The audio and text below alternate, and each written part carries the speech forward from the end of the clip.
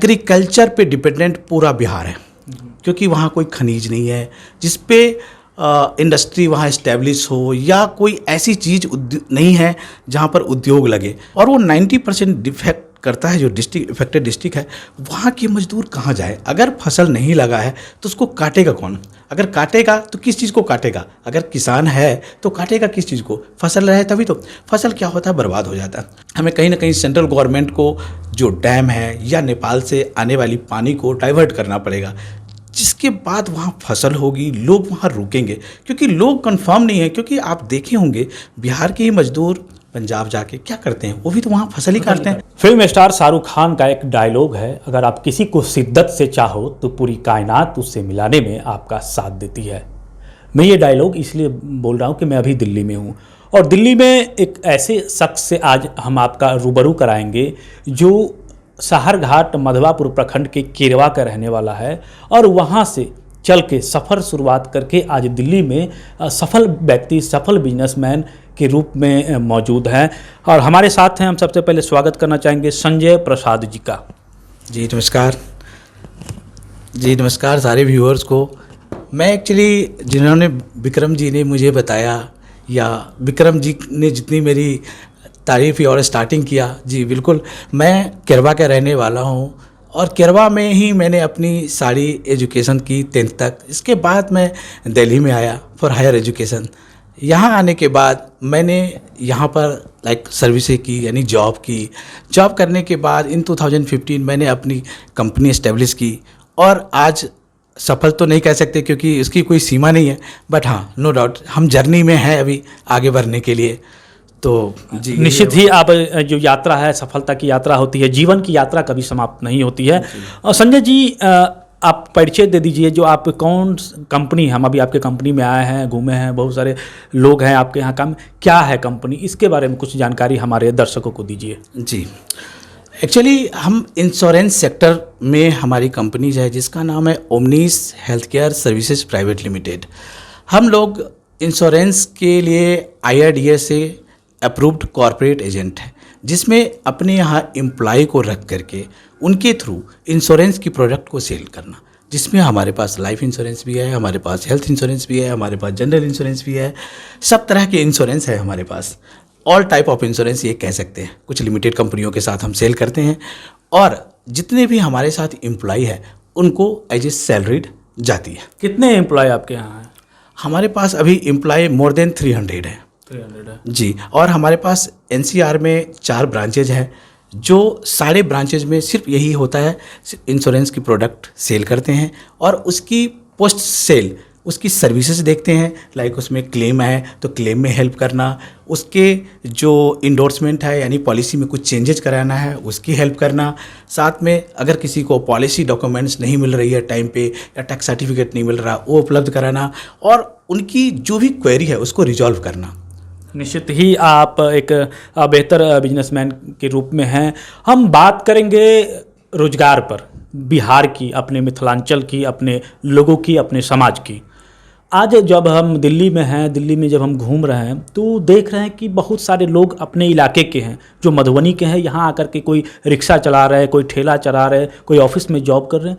ये चीज़ बिहार में क्यों नहीं है? देखिए, बिहार में जैसे मेरा अपना व्यू है, हम भी आज दिल्ली में क्यों आए, क्योंकि एक तो हम जहाँ से हैं, बिलोंग करते हैं, वहाँ पर एक कहिए कि एजुकेशन के लिए जो इंफ्रास्ट्रक्चर चाहिए, जिस लेवल का स्कूल चाहिए, वो हायर एजुकेशन के लिए नहीं है। प्राइमरी तो हमने भी वहीं से किया है, और ऐसा भी हम नहीं कह सकते कि प्राइमरी के लिए नहीं ठीक है। बट अब आपने जो कहा कि हमने वहाँ पर जो लोग हैं उनको दिल्ली क्यों आना पड़ता है, देखिए हमारा जो अभी तक अपना प्रोस्पेक्ट है उसके हिसाब से एग्रीकल्चर पे डिपेंडेंट पूरा बिहार है, क्योंकि वहाँ कोई खनिज नहीं है जिस पे इंडस्ट्री वहाँ इस्टेब्लिश हो या कोई ऐसी चीज़ नहीं है जहाँ पर उद्योग लगे। दूसरा कारण, चलो उद्योग लग भी गया, उसके भी कई कानूनन प्रोस्पेक्ट है कि जिसमें सपोर्ट मिलनी चाहिए वो नहीं मिल रहा है, क्योंकि उसमें कानूनन भी कुछ ऑब्स्टिकल है। दूसरा कि जहाँ हम एग्रीकल्चर की बात करते हैं, अगर हम एग्रीकल्चर पे डिपेंडेंट है और तो क्या है, वहाँ एग्रीकल्चर पूरी तरीके से उसमें सपोर्ट होनी चाहिए, लाइक उसकी उर्वरक हो, पेस्टिसाइड्स हो, वो तो बात की बात।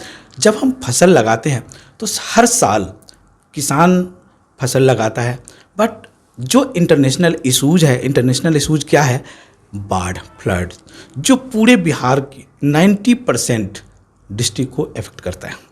और वो 90% इफेक्ट करता है, जो डिस्ट्रिक्ट इफेक्टेड डिस्ट्रिक्ट है, वहाँ के मजदूर कहाँ जाए? अगर फसल नहीं लगा है तो उसको काटेगा कौन? अगर काटेगा तो किस चीज़ को काटेगा? अगर किसान है तो काटेगा किस चीज़ को? फसल रहे तभी तो। फसल क्या होता है? बर्बाद हो जाता है। और ये भी गारंटी नहीं होती कि जो फसल हमने लगाया है उसको बाढ़ प्रभावित नहीं करेगा। इसको रोकने के लिए हमें कहीं ना कहीं सेंट्रल गवर्नमेंट को जो डैम है या नेपाल से आने वाली पानी को डाइवर्ट करना पड़ेगा, जिसके बाद वहाँ फसल होगी, लोग वहाँ रुकेंगे। क्योंकि लोग कंफर्म नहीं है, क्योंकि आप देखे होंगे बिहार के ही मजदूर पंजाब जाके क्या करते हैं? वो भी तो वहाँ फसल ही काटते हैं। अगर हमारे यहाँ ही फसल हो तो क्यों जाएंगे काटने के लिए? तो ये हम सिर्फ गवर्नमेंट को भी इसके ऊपर कह सकते हैं कि गवर्नमेंट अगर ऐसी कोई पॉलिसी बनाए जिससे कि हमारे जो बाढ़ के लिए पानी जो आ रही है ऊपर से, उसको डाइवर्ट करके किसी और नदी में दें, या डैम बनाए जिससे कि उस टाइम पे बाढ़ को फसल को बर्बाद होने से रोका जाए, तो लोग वहाँ रुक सकते हैं। आप से जब हमारी बात हो रही तो आपने विशेष दर्जे की जो मांग है बिहार सरकार नीतीश जी लगातार करते रहे हैं, तो इससे क्या फ़ायदा होगा बिहार को? देखिए, विशेष राज्य का दर्जा मिलना, समझिए कि आपको सबसे पहले इंडस्ट्री के प्रोस्पेक्ट में देखते हैं। इंडस्ट्री लगना शुरू हो जाएगी। इंडस्ट्री लगना इसलिए शुरू हो जाएगी क्योंकि वहाँ का जो रॉ मटेरियल है उस पे जो प्राइसिंग है उस पे कंपनसेशन मिलेगा, प्लस उस स्टेट को पैसे मिलेगा, जो कि पैसे अभी नहीं है। रीज़न क्या है? देखिए, जब झारखंड और बिहार एक साथ था, जब झारखंड अलग हुआ उस केस में क्या हुआ? झारखंड से जो पैसे मिला एज ए रॉयल्टी, वो किस बेस पे मिला? जो आप देखिए पूरे इंडिया में जो इंटर स्टेट, जिसको बोल सकते हैं इंटर स्टेट रूल्स बना है, उसके हिसाब से नहीं गया है, उसको रॉयल्टी एज ए वेट के हिसाब से गया है, जिसके कारण आज तक वो मुआवजा, वो पैसे जो मिलना चाहिए था स्टेट को, वो नहीं मिला। अभी भी उसके पास, स्टेट के पास, सारे स्टेट गवर्नमेंट जब आते हैं कहते हैं कि नहीं हम यहाँ इंडस्ट्री लगवाएंगे, ये लगवाएंगे, वो लगवाएंगे, कहते हैं नो डाउट, लेकिन आज तक लगा नहीं।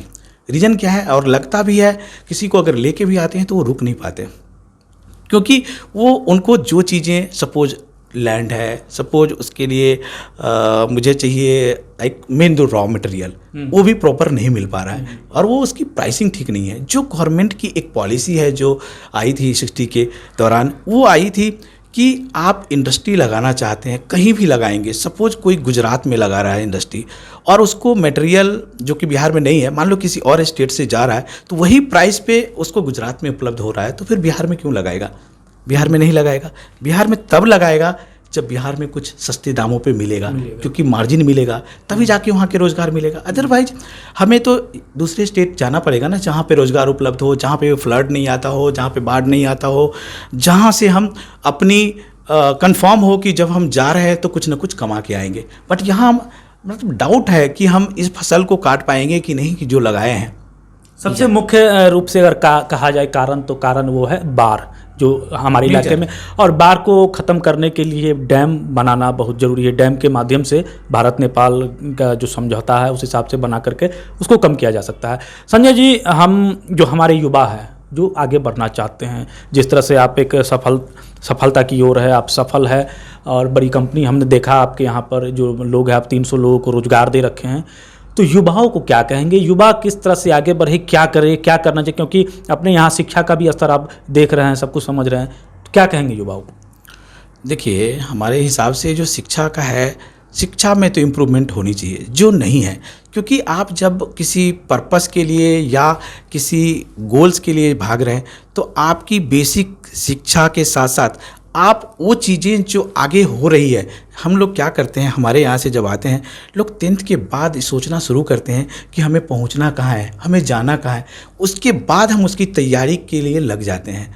बट अगर हम मेट्रो सिटी की बात करें या दूसरों सिटी की बात करें, उसमें क्या होता है, लोगों को इवन 5th 6th से ये अवेयरनेस दी जाती है कि आपको आगे कहाँ जाना है। उसके लिए छोटी छोटी स्मॉल प्रिपरेशंस स्टार्ट कर दी जाती है, जिससे क्या होता है उसके पास टाइम बचता है और कम टाइम में उस गोल को अचीव करता है। आप देखिए पहले जितने भी हायर यूपीएससी बीपीएससी में कितने बड़े एज के लोग क्वालिफायर होते थे, बट अब अर्ली एज में लोग क्वालिफाई कर रहे हैं। वो इसलिए क्योंकि उसकी अवेयरनेस पहले से आ रही। अब अवेयरनेस ही मेन पर्पस है। जो हमारे यहाँ जैसे हमने फील किया, जो हमारे लोग हैं जो वहाँ लोकल लेवल पे, उनको अवेयरनेस भी नहीं है इनिशियली कि हमें पहुँचना कहाँ है, हमें जाना कहाँ है, या उसके लिए क्या प्रिपरेशन होनी चाहिए, उसके लिए क्या एजुकेशन होना चाहिए। तो मेजर जो रोल है युवाओं के लिए अपने यहाँ जो हमने देखा है, फील किया, अवेयरनेस की कमी है बहुत बड़ी। निश्चित ही जो जागरूकता है, लोगों में जागरूकता की कमी है, संजय जी ने बताया। और संजय जी केरबा के रहने वाले हैं, केरबा उनका पैतृक घर है, पूरा परिवार भी उनका वहीं पर है और कम समय में इन्होंने यहाँ पर आकर के जो मुकाम है, मुकाम को हासिल किया है। तो बने रहे मधुबनी न्यूज़ के साथ। हमें यूट्यूब पे देख रहे हैं तो हमें सब्सक्राइब करें, फेसबुक पे देख रहे हैं तो हमारे पेज को लाइक करें। बहुत बहुत धन्यवाद। आप हमारे मधुबनी न्यूज़ को फेसबुक पे देख रहे हैं तो पेज को लाइक करें, यूट्यूब से देख रहे हैं तो हमारे चैनल को सब्सक्राइब करें और बेल आइकन को दबाना ना भूलें।